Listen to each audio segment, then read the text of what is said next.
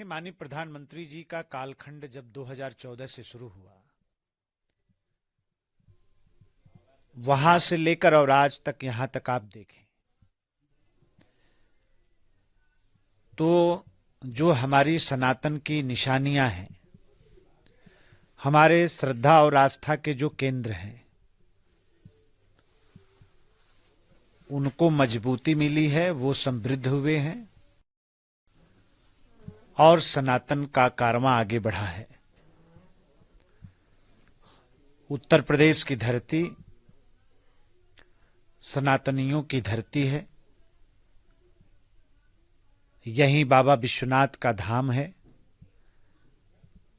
यहीं भगवान श्री राम की अयोध्या जी है। यहीं भगवान श्री कृष्ण की मथुरा वृंदावन है। जनभावना क्या है देश की,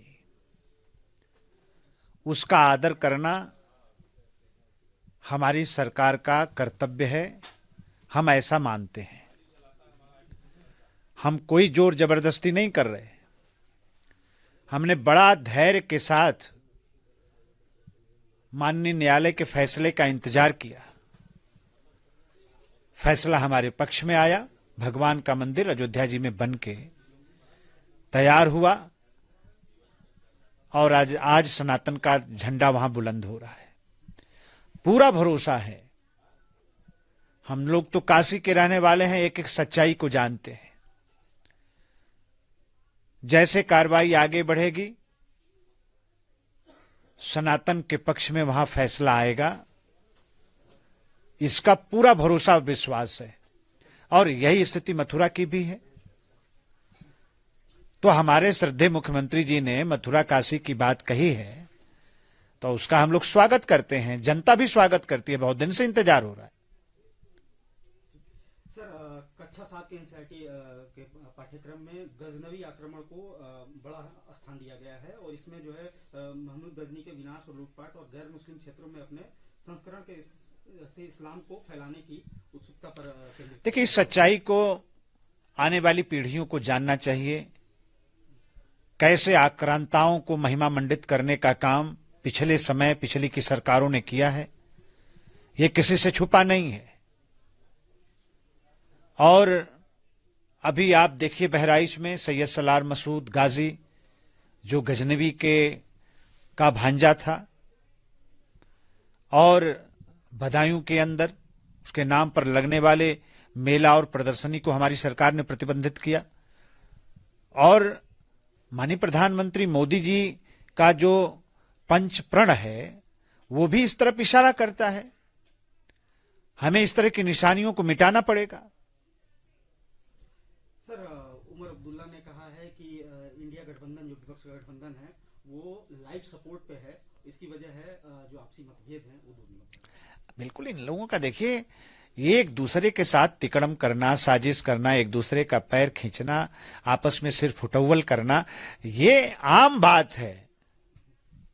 और इसलिए बार बार कहते हैं, जनता इनको कितना महत्व देती है। और दूसरी तरफ एनडीए, जिसने जनता का पूरा भरोसा जीता, पूरे जनता के दिल में अपना स्थान बनाया, जिसका नेतृत्व माननीय प्रधानमंत्री श्री मोदी जी कर रहे हैं, तो ये कहां लड़ पाएंगे। इनके बस की बात नहीं है।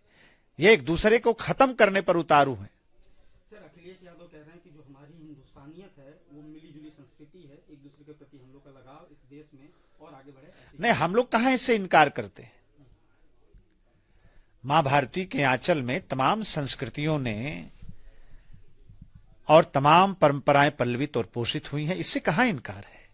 सनातन की यही तो खूबी है कि हम दूसरे का भी मान सम्मान करते हैं, दूसरे की खुशियों की भी चिंता करते हैं। शांति और सद्भाव हमारा मूल है। इस बात को अखिलेश यादव जी के लोग ना समझें तो हम लोग क्या करें। लेकिन फिर एसआईआर पे भी सवाल खड़ा कर रहे हैं, कह रहे हैं कि वो तो नहीं, गलत बात है। हम लोग उसी बात को बार बार कहेंगे।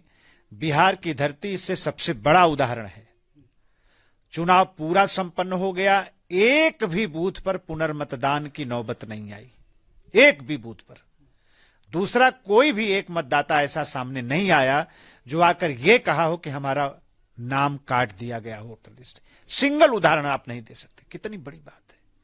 तो चुनाव आयोग का स्वागत करने के बजाय चुनाव आयोग को कटघरे में खड़ा करना, यह जनता को गुमराह करने के अलावा और कोई बात नहीं है। सर, कल 6 दिसंबर था, मुर्शिदाबाद में बंगाल में बाबरी की नींव रखी गई है। देखिए, ये भारत विरोधी मानसिकता है, आतंकवादी विरोधी मानसिकता है। ये कैसे देश के अंदर अशांति बनी रहे, देश आपस में लड़े, ऐसी मानसिकता के लोग प्रयास करते रहते हैं। लेकिन देश जाग गया है, अब आत्मनिर्भर बनने की तरफ बहुत तेजी से अग्रसर है। इन सब बातों का कोई स्थान देश के अंदर अब नहीं रह जाएगा। अगर आप ये वीडियो YouTube पर देख रहे हैं तो हमारे चैनल को सब्सक्राइब कर बेल आइकन दबाएं और Facebook पर देख रहे हैं तो हमारे पेज को लाइक करें।